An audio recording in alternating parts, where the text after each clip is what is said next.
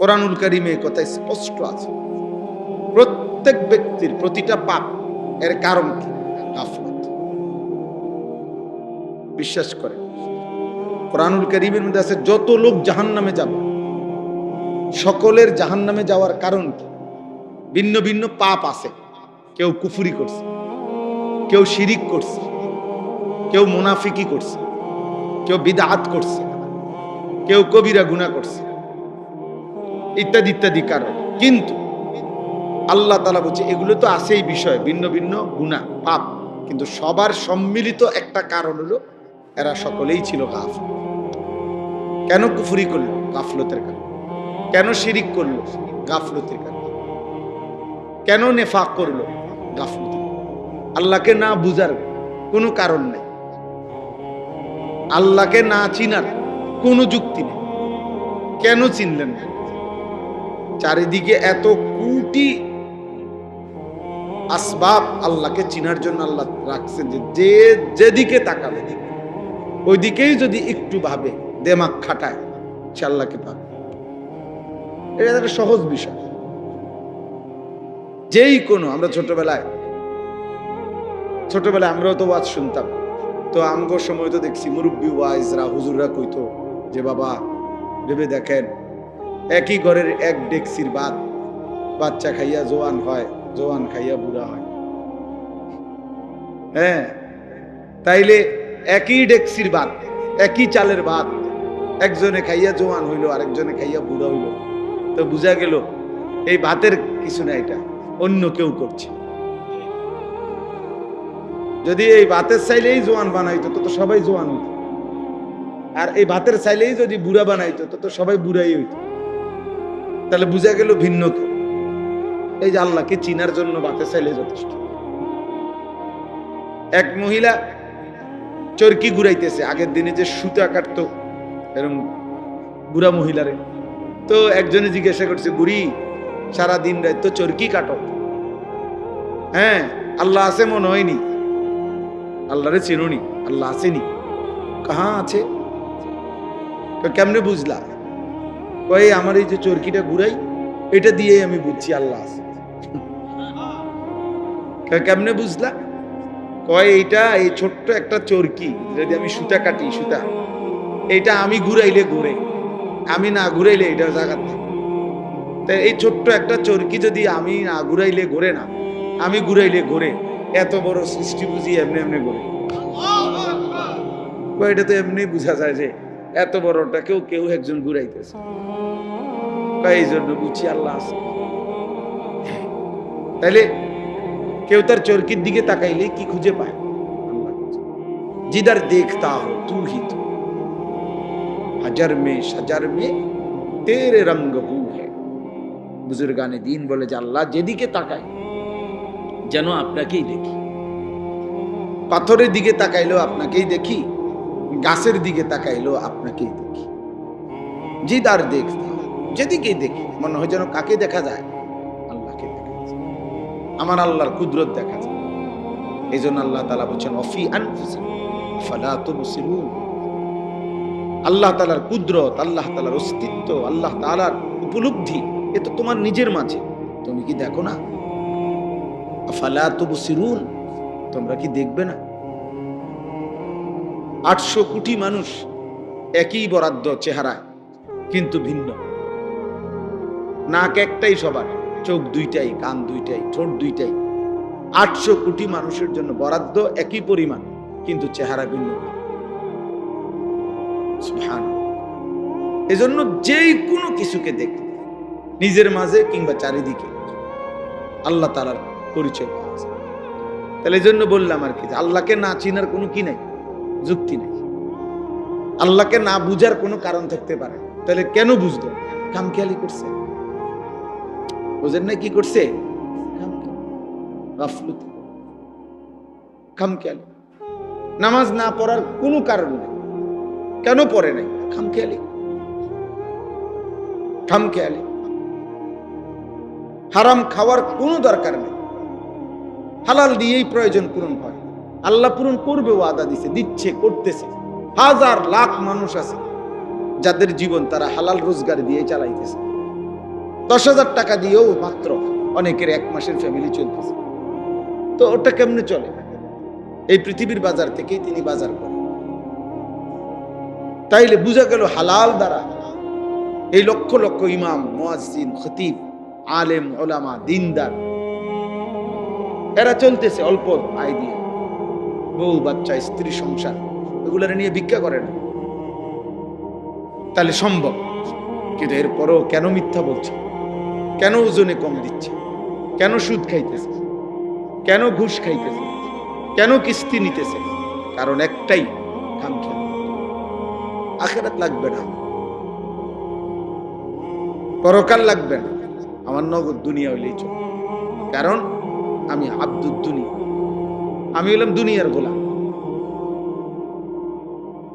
আমি হলাম আব্দুস শাহওয়াত, আমি মনের চাহিদার গোলাম। আল্লাহ নবী বলছেন আব্দুদ দিনার ও দিরহাম তাইসা আব্দুদ দিনার। পয়সার গোলাম ধ্বংস হয়ে গেছে, টাকার গোলাম ধ্বংস হয়ে গেছে। আব্দুদ দিনার, দিনারের গোলাম। আব্দুদ দিরহাম, দিরহামের, টাকার গোলাম, শেষ হয়ে গেছে। এই জন্য বললাম কোনো কারণ নেই, হারাম খাওয়ার কোনো যুক্তি নেই, খামখেয়াল। আখিরাত লাগবে না আমার। উনি খাইয়া কইরা, পেশাব পায়খানা কইরা, এই বন, বিড়ি, সিগারেট, চা, আপেল, মালটা, এই দুগা ভাত তরকারি, আর এই জি ফুতনায় না করলে কতক্ষণ কাবজাব, খালাস। মানে মনে করছে আল্লাহ রহমত, আল্লাহ ভালো রাখছে। এই যে ভাত খায়, গরু যায়, পেশাব করে, বন খায়, চা খায়, আপেল খায়, মালটা খায়, সাদু আনে, গপ মারে, আল্লাহর মেহেরবানি, আল্লাহ ওনারে অনেক ভালো লাগছে, খালাস। খাইয়া পইরা কোন রকম শুয়ে টুইয়া মইরা যাবে, মরলেই তো শেষ, আর কিছু নেই, মরলেই তো আর কিছু। বিষয়টা কি আসলে এমন? মরলে আর কিছু নাই। তো তো খাইয়া পইরা বুঝি এই সমান করে লাইছে, হিসাব হিসাব ক্লিয়ার, এটুকুই জীবন। তো কারণ কি? গাফল, খামখেয়াল। এই জন্য কোরআনুল কারীমের মধ্যে আল্লাহ তাআলা বলছেন সমস্ত বেঈমান জাহান্নামী, জাহান্নামে যাওয়ার কারণ উলাইকা হুমুল গাফিলুন, এরা মূলত সকলেই গাফেল। সকলে কি? গাফেল। কেন অপরের নারী দেখবে? তোমার না বিবি আছে, তোমার না স্ত্রী আছে, তোমার না সময় আছে, তুমি আর একটু অপেক্ষা করতে হবে না? তুমি অবিবাহিত, তো অপেক্ষা করো। এই পৃথিবীর মানুষের সব প্রয়োজন তো একদিনে পূরণ হয় না, আর এটা সিস্টেমও না, এটা যুক্তিও না, এটা যুক্তিও না। ক্লাস 8-এ পড়ুয়া ছেলে যদি বলে আমি এবছরই 8-এ পরীক্ষাও দিব, এসএসসি পরীক্ষাও দিব, তো হবে না। এসএসসি পরীক্ষার্থী ছেলেটা যদি এবছরই এসএসসিও দিবে, আবার অনার্সও দিবে, এটাকে হবে না। তো আপনাকে একটা স্টেজ পার করতে হবে না? আপনাকে একটা ধারাবাহিক সিরিয়াল মেনটেন করতে হবে কিনা? তো এইটাও পূরণ হবে, নিজের চাহিদাও তো পূরণ হবে। এটার জন্য নিজের থেকে কুত্তার মতো হওয়ার কি আছে? নারীর প্রতি যাদের হারাম চাহিদা, এই নারী, ছবি, গান, অশ্লীলতা, বেহায়াপনা, মোবাইলের ছবি, অশ্লীল, শতভাগ সত্য কথা, বা এটা কুত্তার স্বভাব, এটা কুত্তার স্বভাব। লজ্জাস্থানের চাহিদা যার গুনাহ, এই স্বভাব কুত্তার স্বভাব, এই চাহিদা কুত্তার চাহিদা। এই পৃথিবীতে সবচেয়ে বেশি এই শাহওয়াতের আসক্তি, যার কারণে কুকুরেরই স্বভাব যে একেবারেই খোলা রাস্তার পাশে মানুষের সামনে লজ্জাস্থানের চাহিদা পূরণ করার জন্য বিশ্রী ভাবে আরেক কুকুরের পিঠে ওঠে, যেটা স্বাভাবিকভাবে অন্য প্রাণীর মধ্যে নাই। এই জন্য এটা গুরুত্বপূর্ণ।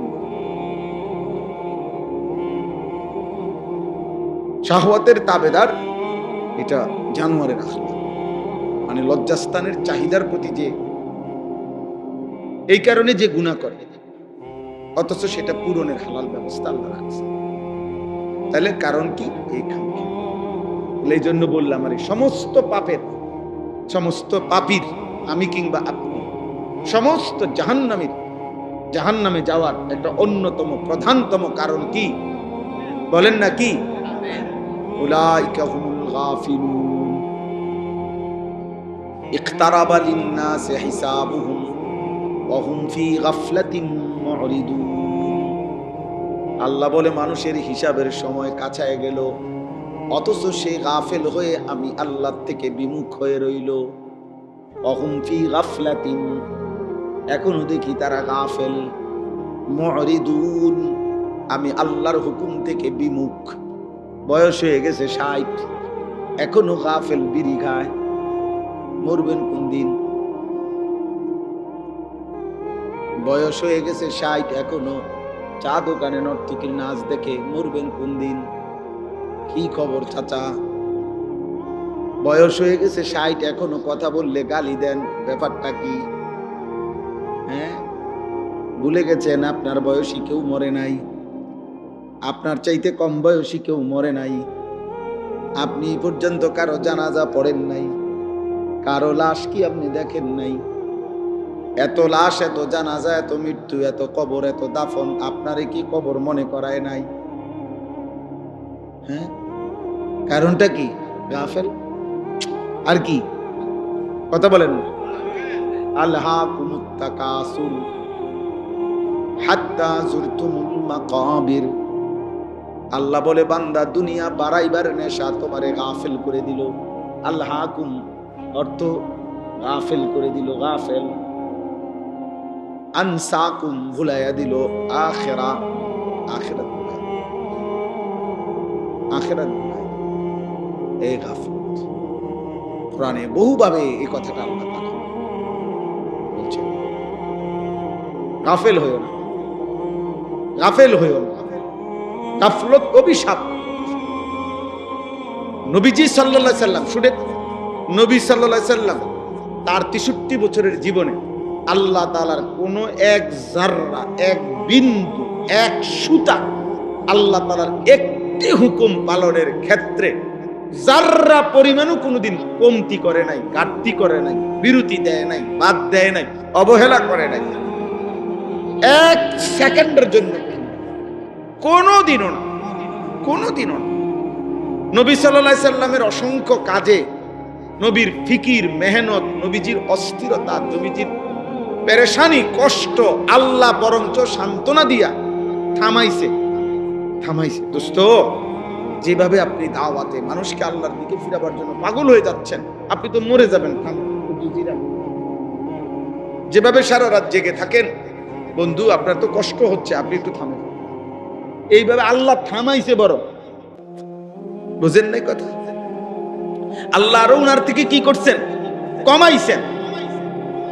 সেই নবীকে পর্যন্ত যিনি 24 ঘন্টা কানা রাসূলুল্লাহ সাল্লাল্লাহু আলাইহি ওয়াসাল্লাম ইয়াযকুরুল্লাহ ফি কুল্লি আহইয়ানিহি। নবীজির স্ত্রী আম্মা জান আয়েশা রাদিয়াল্লাহু তাআলা আনহা বলেন, নবী সাল্লাল্লাহু আলাইহি সাল্লাম আল্লাহ তাআলার জিকির, আল্লাহর স্মরণ করতেন আলা কুল্লি আহইয়ান, তার সব সময় সর্বদাই আল্লাহ পাকের জিকির করতেন। তাহলে যিনি সর্বদা আল্লাহর জিকির করতেন, অথচ সেই নবীকে পর্যন্ত কোরআনে আমাদের নবীকে লক্ষ্য করে সরাসরি আল্লাহ তাআলা বলছে ওয়ালা তাকুম মিনাল গাফিলিন। আপনাকে বন্ধু, আপনাকেও বলছি গাফেল হবেন না। ওয়ালা তাকুম মিনাল গাফিলিন, গাফেলদের অন্তর্ভুক্ত হবেন না। উনারে যদি বলে আপনি কি, যার কোনো মিনিট গাফলতিতে আসলেই নাই, এরপরও আল্লাহ ওনাকে বলতেছেন আপনি গাফেলদের অন্তর্ভুক্ত। ওয়ালা তাকুন, এটা এক বচন শব্দ, এক বচন বুঝায়, মানে একজনকে বুঝাইছে, রবিজিকে বুঝাইছে। আপনাকে বলছি বন্ধু, আপনি গাফেল হন। ওয়ালা তুতি মান আগফালনা কলবাহু আন যিকরিনা, এই যে আগফালনা, গাফেল। আল্লাহ বলেন আমি আল্লাহর জিকির, আমার ইবাদত, আমার বন্দিগির থেকে যে গাফেল, এমন ফালতু মানুষের সাথে এক সেকেন্ডও কাটাবেন না। কোরআনে আল্লাহ বলছেন, নবীকে বলছেন বন্ধু সাবধান, যার জবানে আল্লাহর জিকির নাই, যার কপালে তার রবের সেজদা নাই, যার জিন্দেগির মধ্যে হালাল হারামের পার্থক্য নাই, যার মধ্যে পাক নাফাকের খবর নাই, আল্লাহর বিধান রাসূলের বিধানের ব্যাপারে যার কোনো পরোয়া নাই, এমন ফালতু, এমন অসভ্য, এমন মানুষরূপী পশু এই হাইওয়ানের সাথে এক সেকেন্ডও কাটাবেন। ও মানুষ রুমের জানোয়ার, যার জীবনে হাজার হাজার ঘন্টা চলে গেছে, আল্লাহ কি, সেজদা কি, কিচ্ছু কোথায়। 365 দিনে 1 বছর পার হয়ে গেছে, কোনোদিন বলতে পারবে না নাফরমান। 5 ওয়াক্ত নামাজ পড়ছে। কত বড় নিকৃষ্ট মানুষের বাচ্চা, কত বড় জঘন্য হাইওয়ান, কত বড় নিকৃষ্ট পশু এটা। জন্তু জানোয়ারের মতো খায় আর পেশাব পায়খানা করে, হাইওয়ানের মতো। একদিকে খায়, আরেকদিকে মুতে, আরেকদিকে বাথরুমে যায়, আর লজ্জাস্থানের চাহিদা পূরণ। কখনো আপন বউ দেখে, কখনো নর্তকী দেখে, যখন জিরা পায়। কখনো নিজের ভিডিও দেখে বউ, কখনো মোবাইলে টেলিভিশনের নর্তকীও দেখে। কি এর হালাল, কি এর হারাম, আমার দরকার হলো আমার মনের চাহিদা না। হ্যাঁ, এটা মানুষের স্বভাব। কথা বলেন না কেন? মুসলমানের আখলাক এটা, এটা সুস্থ মানুষের আখলাক। বলেন আব্বা। এই জন্য বললাম, কিশোর ছেলে, জওয়ান ছেলে, বয়স্ক বাবা, পর্দার আড়ালের মা বোন, আমি, আপনি, হুজুর, ফাবলি, টুপিওয়ালা, টুপি ছাড়া, সবার জন্য উসিকুম ওয়া ইয়া, আপনাদেরকেও বলছি, নিজেকেও বলছি, আমরা সময়ের জন্য, বক্তা শ্রোতা সবার জন্যই শরীয়ত, ইমাম মুয়াজ্জিন মুসল্লি সবার জন্যই শরীয়ত, নবী এবং নবীর অনুসারী সবার জন্যই শরীয়ত। রাসূলুল্লাহ সাল্লাল্লাহু আলাইহি সাল্লাম আল্লাহর বিধান পালন করতেন কিনা? কথা বলেন না। অন্যদেরকে বলতেন কিনা?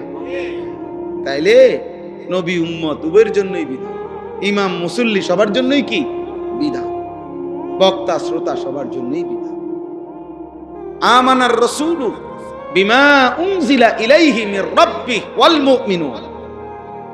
আল্লাহ তাআলা বলেন, আল্লাহর পক্ষ থেকে যত কিছু নাজিল করা হলো সব কিছু প্রথমত আমার রাসূল নিজে মেনে নিলেন এবং ঈমানদারগণও মেনে নিলেন। কুল্লুন আমান, কুল্লুন সকলেই মেনে নিলেন, নবীও উম্মত, নবীও উম্মত। নবী সাল্লাল্লাহু আলাইহি সাল্লাম তো নিজেই পড়তেন, আশহাদু আল্লা ইলাহা ইল্লাল্লাহ ওয়া আশহাদু আন্না মুহাম্মাদান আবদুহু ওয়া রাসূলুহু। এটা তিনি পড়তেন। নবী আত্তাহিয়াতু বললে কি আরেকটা হইতো? মানে নিজের রিসালাতের সাক্ষ্য তো উনি নিজে দিয়েছেন, উনি তো নিছেন। এজন্য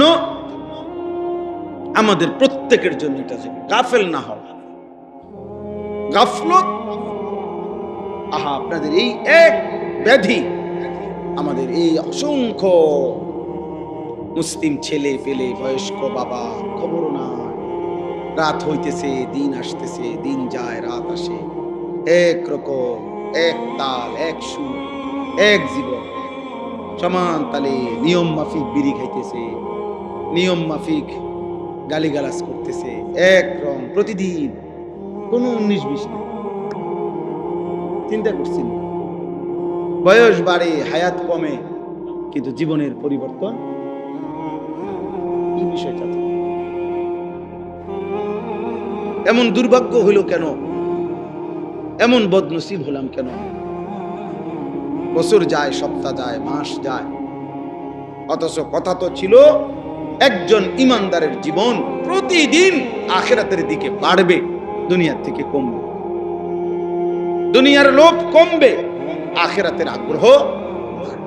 কথা তো ছিল প্রতিদিন ভালো করবে। একজন ভালো ছাত্র মানে তো হলো প্রতিদিন তার পড়ালেখার গতি আগের চাইতে বাড়বে।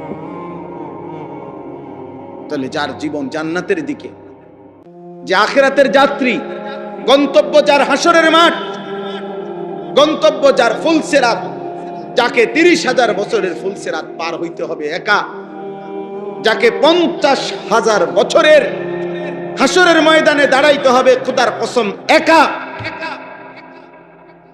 যাকে 1000 বছরের 100 বছরের কবরে পড়ে থাকতে হবে একা, তার জন্য তো এত খামখেয়ালি, এত গাফলতি মানায় না রে। আপনারা বলেন, আপনাদের প্রত্যেকের, আমার আপনার নিজেদের একজন পূর্বপুরুষের কথা চিন্তা করেন তো, উনি মাটিতে ছিলেন কতদিন, উপরে কবরে আছেন আজকে একটা হিসাব বাইর করেন। আমার দাদার বাপ কোন, মনে করেন আমার দাদার আব্বা, তাহলে আমার দাদার বাপ বা আমার দাদার দাদা, তো উনার ব্যাপারটা কল্পনা করেন শুধু, যে আমার আপনার দাদার দাদা, তো দাদার দাদা মাটিতে ছিলেন 60 বছর, মাটিতে ছিলেন হলো 70 বছর, মাটির উপরে, মাটির নিচে আছে আজকে কত বছর?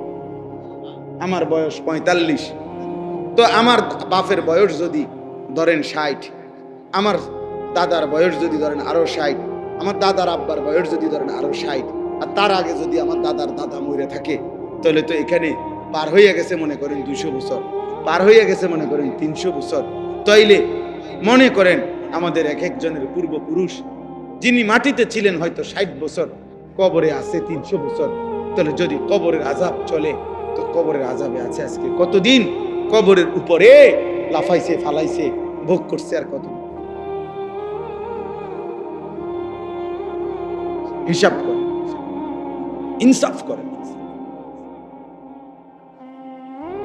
এটা জোর। এ ভাই স্বেচ্ছাসেবক ছেলে, তোমরা ওই কোনায় যারা কথা বলে ওদেরকে দূরে সরায় দাও। মাহফিলের ইন্তজাম ছেলে তোমরা কই? ওই যে ওই কোনায় কয়েকটা ছেলে কথা বলতেছে, আব্বা করে বলো দূরে নিরিবিলি কোনো জায়গার মধ্যে ঠ্যাঙ্গালগি দিয়ে লাফাইতো, অসুবিধা কি? না কোনো সমস্যা নাই, সবাই শুনতে হবে, এটা কি আমরা বলছি? আমি তো এটা বলি নাই যে প্রত্যেকে যে রশি দিয়ে বান্ধন হইব না শুনলে, এমন কিছু বলছি আমরা। সবাই শুনতে হবে জরুরি না, কিন্তু ডিস্টার্ব করলে তো কষ্ট। তুমি বাধা দিও না, তুমি শুনো না, অসুবিধা কি?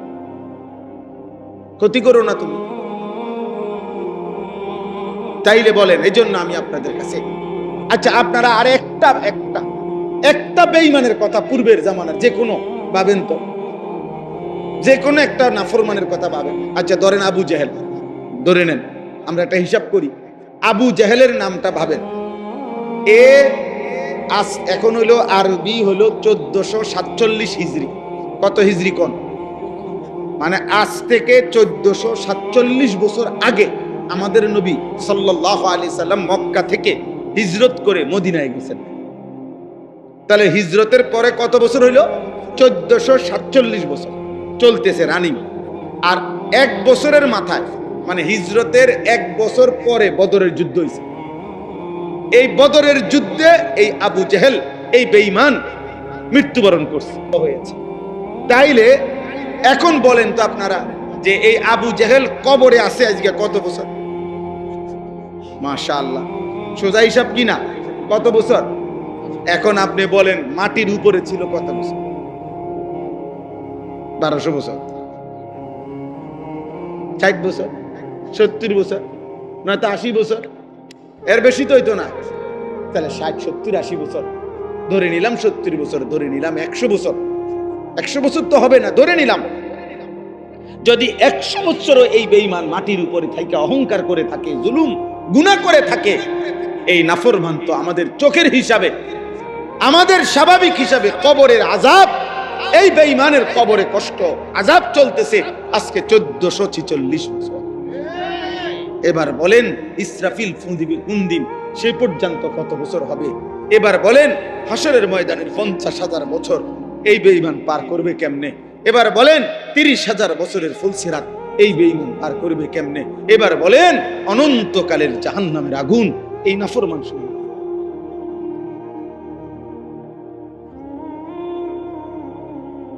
ভাবতে শেখেন, ভাবতে শেখেন। আমি ব্যক্তিগতভাবে ওয়াইজ না, ওয়াইজরা হলো তারা মূলত যারা সুন্দর করে বলতে পারে, সুর দিতে পারে, টান দিতে পারে। আমি পারি না।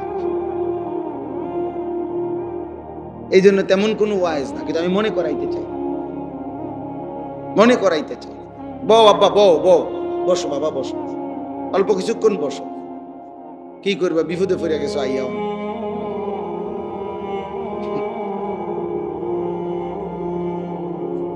অনেক ছেলে মাশা আল্লাহ তোমাদেরও কবুল। আব্বা মনে রাখবো আব্বা, আমি বলি সব সময় যে নষ্ট জিনিস মানুষ ফেলে দেয়, আবর্জনার ডাস্টবিনে ফেলে দেয়।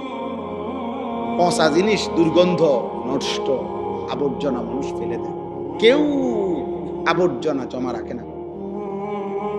এই জন্য চরিত্রহীন ছেলে, নষ্ট ছেলে, লম্পট ছেলে, নারী, ছবি, মোবাইল, অস্থির দৃশ্য, জিনা, ব্যভিচার, মদ, জুয়া, গাঁজা, ফেন্সিডিল, ইয়াবা, গান, বাদ্য, আল্লাহ নাই, নামাজ নাই, সেজদা নাই, এই জীবন তো তুমি নিজেকে নিজে নষ্ট করে ও চিরেই দেখবা, এই সমাজ তোমাকে ভুলে যাবে।